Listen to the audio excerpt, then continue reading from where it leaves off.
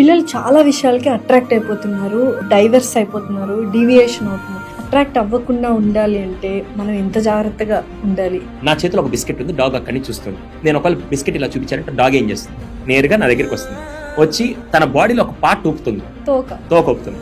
అంటే ఏంటి సార్, పెట్టండి సార్ అని చెప్పి తోక ఊపుతుంది. నేను ఆ బిస్కెట్ ఇచ్చాను అనుకో, ఇంకా నేను ఒక 2 అడుగులు వేసేదాకా కూడా నా వెనకాలే ఉంటుంది, ఎందుకంటే ఇంకో బిస్కెట్ ఇస్తానని చెప్పి వెయిట్ చేస్తూ. ఒకవేళ ఆ డాగ్ అరిచింది అనుకో, నేనేం చేస్తాను అని చెప్పంట. ఓకేనా, ఇది ఒకటి. రెండో సిచ్యువేషన్, ఇదే బిస్కెట్ తీసుకెళ్ళి నేను ఆర్మీ ట్రైన్డ్ డాగ్ దగ్గర, పోలీస్ ట్రైన్డ్ డాగ్ దగ్గరికి వెళ్ళి ఆ బిస్కెట్ చూపిస్తే అది తోకొప్పుకుంటూ వస్తుందా? అదేంటి, ఇది బిస్కెట్ చూపిస్తే వచ్చేసింది, అది బిస్కెట్ చూపిస్తున్నా రావట్లేదు. వెల్ ట్రైన్డ్ ఒక అమ్మాయి క్యారెక్టర్లో కూడా వెల్ ట్రైన్డ్గా అంత కంట్రోల్గా ఉంటే రేపటి రోజు మనకి రెస్పెక్ట్ వస్తుంది, ఒక అమ్మాయికి కూడా రెస్పెక్ట్ వస్తుంది. ఒక 120 రూపాయలు సిల్క్ చాక్లెట్, 10 రూపాయలు ఫ్లవర్ పట్టుకొని ఎవడో రోడ్డుకి బేవర్స్గా ఒంటి మీద వాడేసుకుని డ్రస్సు వాడిది కాదు, అమ్మా నాన్న కొనిచ్చిన బండ్లో దాంట్లో వాళ్ళ రక్తం చిందించిన పెట్రోల్ కొట్టించుకొని వచ్చి స్టంట్లు వేస్తుంటే వాడికి మనం పడిపోతున్నామంటే నాకు తెలిసి రేపటి రోజున కొద్దిగా మనం ఏదైనా రియాక్ట్ అయినా కూడా వాడు ఆ డాగ్ని మనం విసిరేసినట్టే ఇక్కడ మనల్ని కూడా మన జీవితాలు రోడ్డు మీద విసిరేస్తారు.